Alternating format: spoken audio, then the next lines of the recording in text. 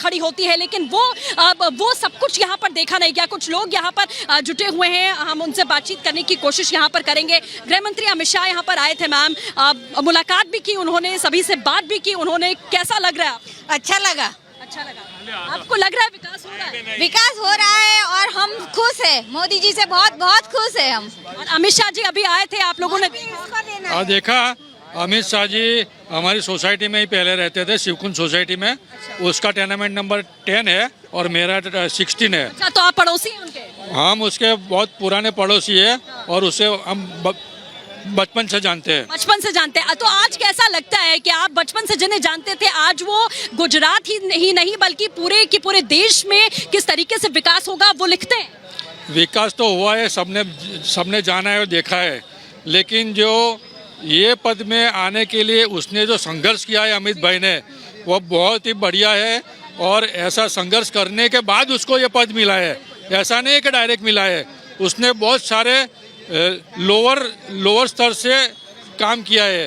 वो संगठन में भी रहे हैं और वो जो मतदान बूथ है उसमें भी वो बैठते थे, लेकिन अभी जो उसने इंडिया लेवल का उसका पद मिला है। बिल्कुल, तो संघर्ष की बात यहाँ पर लोग कर रहे हैं और भी कुछ लोग कर रहे हैं। ये जो वोटर आपके साथ बात कर रहे हैं, इस पर एक बार जरा हर्षवर्धन जी से बात कर लेते हैं। हर्षवर्धन जी, जो बात वोटर कह रहे हैं कि कैसे बूथ लेवल से उन्होंने काम शुरू किया, कार्यकर्ता के रूप में शुरू किया, वो चुनाव की बारीकियों को भी अच्छी तरह से समझते हैं। सिर्फ अमित शाह नहीं, प्रधानमंत्री नरेंद्र मोदी भी, और वो आगे चलकर चुनाव की रणनीति बनाने में बहुत मददगार होता है। आपको पता है वोटर का माइंडसेट क्या है, आपको पता है कि कैसे स्ट्रैटेजी तैयार करनी। देखिए सुचरिता, जब भारतीय जनता पार्टी की इस जोड़ी ने एक पन्ना प्रमुख की बात की थी तो लोगों को लगा था कि ये कोई एक, जैसे कोई भी पार्टी एक स्लोगन देती है, एक कार्यक्रम चलाती है, उतना भर है। लेकिन इसको किसी भी कार्यक्रम में, और उनके ऊपर जो पुस्तकें लिखी गई हैं उस पर भी इसका बड़ा जिक्र है कि वो बूथ के कैसे अध्यक्ष थे और बूथ के बाद धीरे धीरे कैसे वो आगे बढ़े। प्रधानमंत्री नरेंद्र मोदी चूंकि प्रचारक रहे, स्वयंसेवक रहे, और उसके बाद जब भारतीय जनता पार्टी में गए तो उनके बारे में एक बात कही जाती है कि गुजरात को उन्होंने दूसरे नजरिए से देखा। वो दूसरा नजरिया क्या था? वो देख रहे थे कि गुजरात की बहुत सी समस्याएं हैं, उसको सरकारें नहीं देख रही, उनकी अपनी सरकार भी नहीं देख रही थी। और वो चाहे पानी की समस्या हो, वो चाहे गुजरात में दंगों की समस्या हो, और उन लोगों से बात करते हुए वो जिसको कहते हैं कि बूथ मैनेजमेंट और जो एस्पिरेशंस होती हैं गुजरात की, उन दोनों को उन्होंने कनेक्ट किया।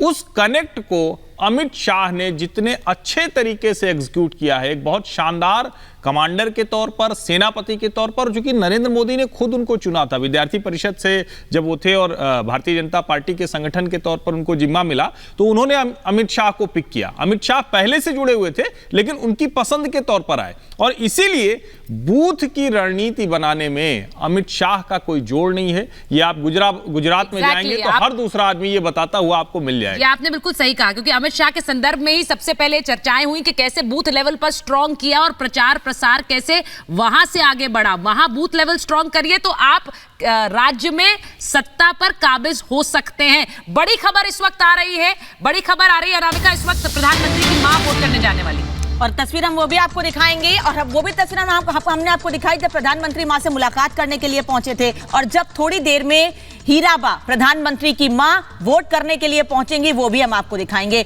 और हमारे सहयोगी मृदुल लगातार तस्वीरें हम तक पहुंचा रहे हैं, वहां लोगों से भी बातचीत कर रहे हैं। मृदुल, कितना और वक्त?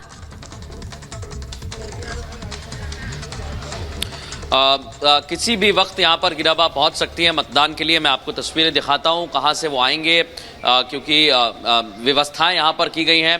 पुलिस प्रशासन देखिए अलर्ट मोड पर आपको नज़र आ रहा होगा, और किसी भी वक्त हीराबा यहाँ पर पहुँच सकती हैं। यहाँ से वो आएंगी और अंदर जो मतदान केंद्र 2 है, यानी जो दूसरी कतार आप देख रहे हैं, यहीं से वो अंदर जाएंगे, यानी यहाँ से अंदर जाकर वो अपना मत का इस्तेमाल करेंगे। तो किसी भी वक्त बताया जा रहा है कि 5 से 7 मिनट का वक्त बाकी है, वो यहाँ पर मतदान के लिए पहुँचने वाले हैं। अभी कई लोग हैं, उनसे भी हम बात करने की कोशिश करेंगे। और अनामिका, मैं आपको बता दूं कि किसी भी वक्त वो आ सकती हैं, क्योंकि घर की जो दूरी है यहाँ से 1.5 से 2 किलोमीटर की है, इससे ज़्यादा दूरी नहीं है और ऐसा कोई ट्रैफिक भी नहीं लगता है। तो आमतौर पर आप ये समझिए कि 5 से 10 मिनट का ही वक्त लगेगा।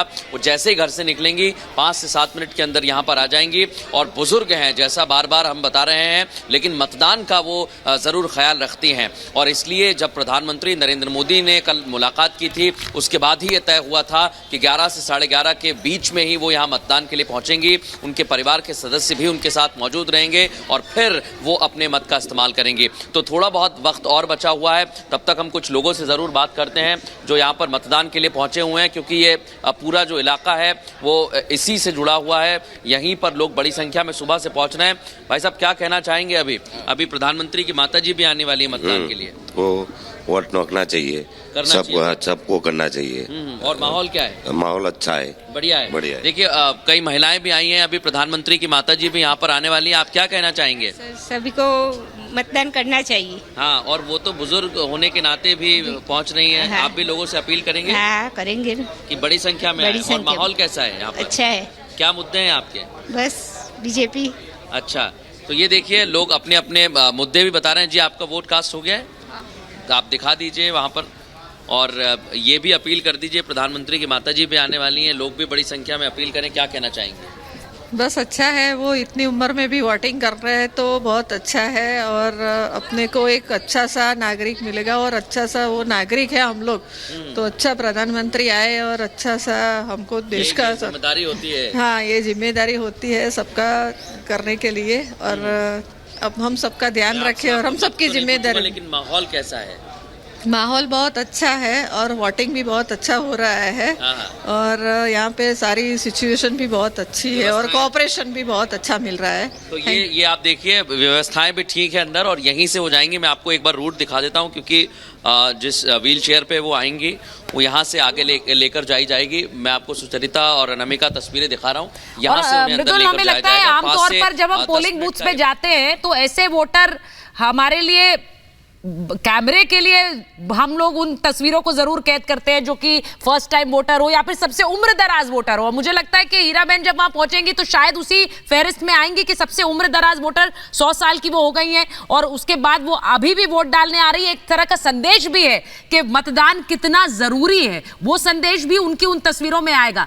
एक बार हर्षवर्धन जी आपसे पूछ लेती हूँ, ये तस्वीरें तो लगातार आ ही रही हैं, लेकिन ये जो मध्य गुजरात है, सेंट्रल गुजरात है, ये गुजरात बीजेपी के लिए बहुत अहम है, क्योंकि पिछली बार भी 37 सीटें इन्हीं 61 सीटों में से बीजेपी के खाते में गई, और वो चाह रही है कि यहाँ बढ़त अगर कंसोलिडेट कर लेगी तो जो थोड़ा बहुत नुकसान अगर उसे नॉर्थ गुजरात में होता है उसकी भरपाई यहाँ पर।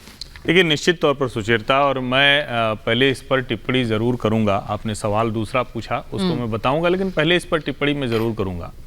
अगर प्रधानमंत्री की मां 100 वर्ष की होने के बावजूद वोट देने जा रही हैं, मतदान कर रही हैं, तो विपक्षी कई चीज़ें कह सकते हैं कि देखिए फोटो अपॉर्चुनिटी है, प्रधानमंत्री की माँ ऐसे जाती हैं, वो कहते ही हैं। और वो कहते हैं। हाँ। लेकिन इसका दूसरा पहलू क्या है? उनके अंदर डेमोक्रेटिक वैल्यूज को लेकर, लोकतंत्र को लेकर, चुनाव को लेकर, मतदान में एक आम नागरिक की भूमिका को लेकर कितना वो अंदर से इसको लेकर बहुत स्पष्ट हैं कि मेरा मत कितना महत्वपूर्ण है।